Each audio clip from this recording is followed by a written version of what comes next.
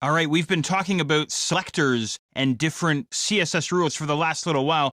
I now want to turn our attention completely onto something entirely different, something called the CSS box model. And all I want to do in this exercise is just kind of introduce you to the concept of the CSS box model, and we'll talk about how it applies to HTML. So first of all, every HTML element that we have inside our page is considered to be a rectangular box or a rectangular space, which has a content area surrounded by padding, a border, and margins. Now, I'm going to use a paragraph. So we have this rectangular space inside our web browser, and inside this rectangular space, we have some content, some text in our example.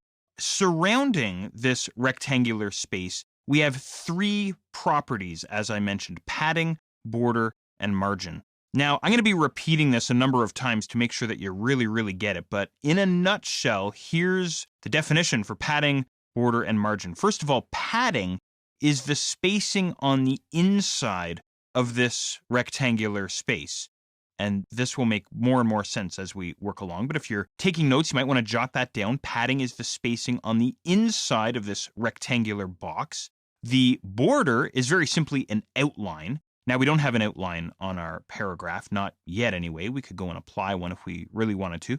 And then last but not least, we have something called margins. And margins is the space on the outside of this rectangular space. So in other words, the space above this rectangle, below the rectangle, on the right-hand side of the rectangular space, and also on the left-hand side. So once again, padding is the space on the inside, border is an outline, and margin is the space on the outside. Now, how it works here is these boxes can contain any number of other boxes, essentially creating a hierarchy of rectangular boxes. Now, in HTML, we've already seen a few of these boxes. Maybe if I switch over to my code view for a second, maybe this would help out a little bit. We've already seen a few of these containers or HTML elements. For instance, we've seen the heading 1, we've seen the heading 2. Of course, we've seen paragraph. Don't forget, we've also seen span as well. I showed you that a number of times. And then not too long ago, we created an unordered list. And inside that unordered list, we have list items. As a matter of fact, as a quick aside, this is a great example of this idea of boxes inside boxes, thus creating this hierarchy. So in other words, I have my unordered list, which is one massive box, and inside that box, I have these smaller containers or smaller boxes called list items.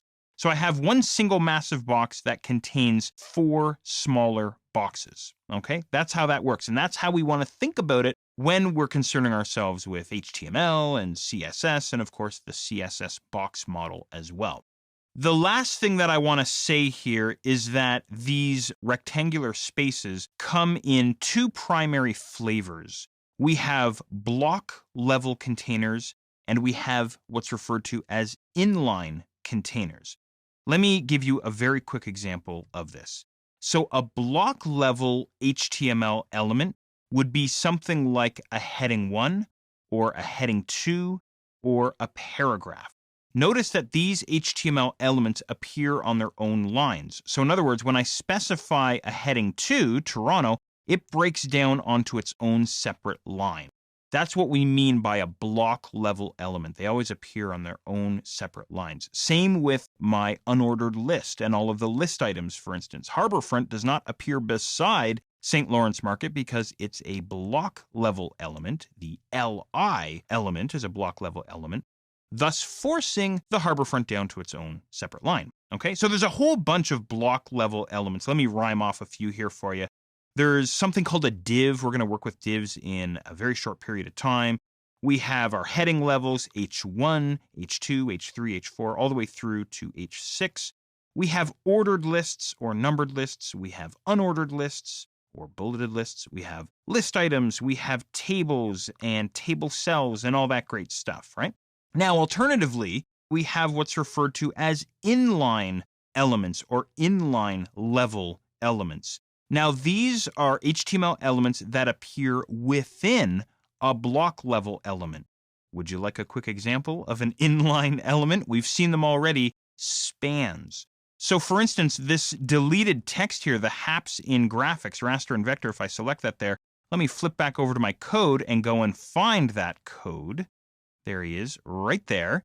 He's inside a span, and a span is an inline HTML element. This is why the haps in graphics, raster versus vector, does not break onto its own line. So that's a great example of an inline element. Okay?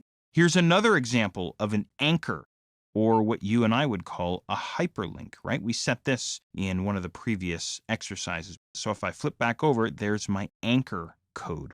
So we have block level elements, we have inline elements. Here's some quick examples of inline elements. So we have anchors or hyperlinks, we have bold, we have breaks, we have code, we have emphasis, images, italics, and spans. These are all inline elements. And all of this relates, again, to the CSS box model. And this is really what this conversation is all about. So I've kind of dumped a whole ton of information on you here. Now I actually want to go and show you how this box model actually works. I want to give you some examples.